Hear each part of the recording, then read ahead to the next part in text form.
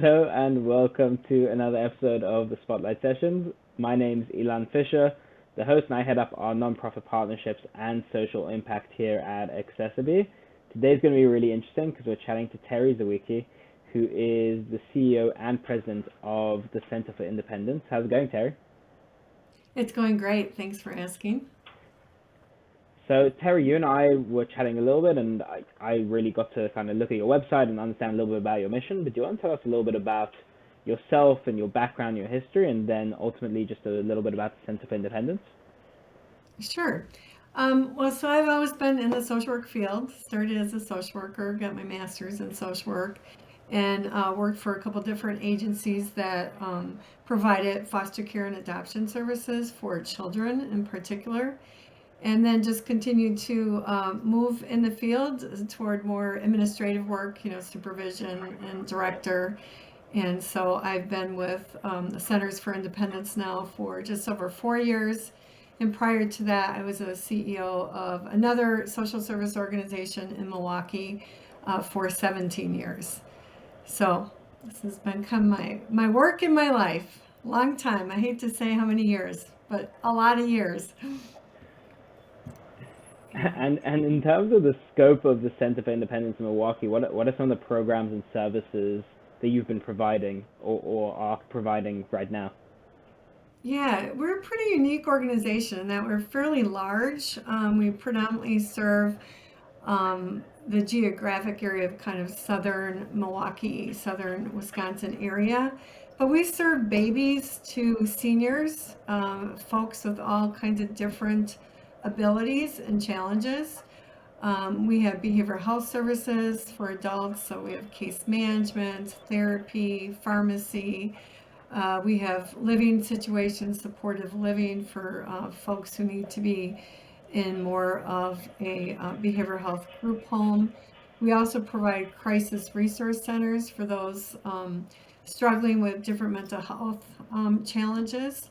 We provide food and nutrition, which is a little bit unique. We have 4 different kitchens throughout the city and provide over 25 million meals every year to about 90 different school districts.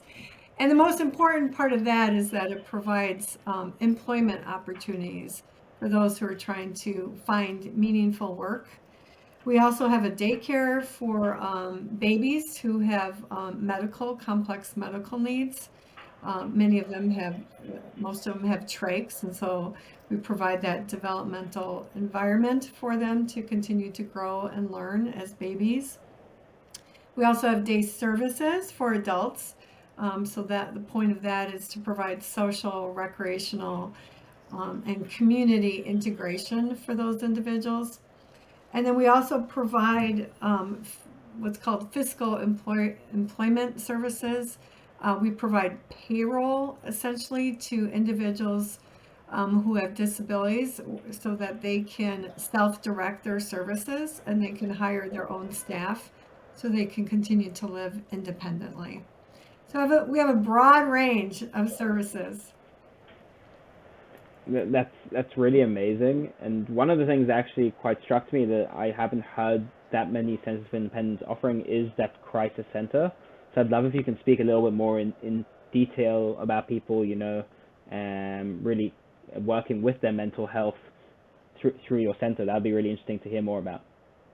Yeah, so we now have 3. In fact, we opened our third one in 2021, which we're very proud of because, of course, that happened during the whole COVID crisis, and it was very difficult to continue to push forward some of those, significant projects. But this is for any resident who's in a situation where they're in a mental health crisis.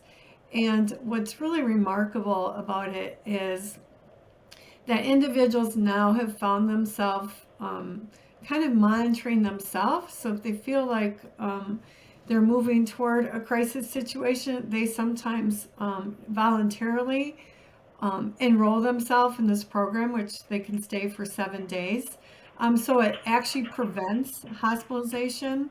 Or we also have individuals who are in inpatient psychiatric care and they get discharged, and then they come to the Crisis Resource Center as a transition to kind of stabilize, and we help navigate kind of what their needs are, whether that's services or housing. We can help them kind of stabilize and get back to their life and work.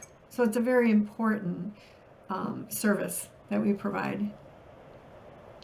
It's massively important, and thank you really for giving all those broad services. Teri, another question I really had was, you're providing a fortune of different services and options and opportunities for people to really live their life independently. But given all of this and all your experience, what does the term accessibility or access mean to you? For us, it's always looking for ways to provide whatever tools someone needs to live their life to the fullest. Everyone wants to, regardless of what challenges or disabilities that they might have, they have the same needs and interest, for socialization and just having meaningful relationships, being involved in the community. So for us, it's what tools do they need? How can we help them achieve their goals so that they can accomplish what they want? So it's really giving them access to whatever it is that they want to do, how to meet their goals. And Teri, has there been significant buy-in from the local community or the business community in really supporting the mission? And is that something that you're looking to kind of bolster more support from? We're always looking to build our brand because what we hear, even though we've been around since 1938, is sometimes people will say, "We've never heard of you."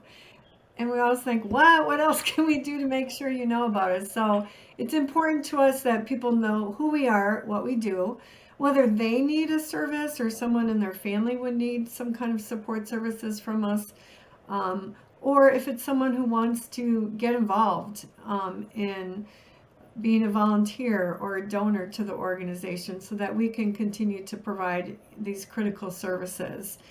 We serve 25,000 people a year. So we have a pretty important impact to the communities that we serve. And so whatever way we can let people know what we're doing, we always talk about the good work we're doing, and it's very important. Sometimes you have to see it and, just walking, being part of some of the programs or being around and learning more about it. People are always very impressed and sometimes humbled by the work that we do. So. And Teri, we're going to make sure that we have your contact people's information in the show notes so that people can really be in touch if it's for further partnerships or additional support.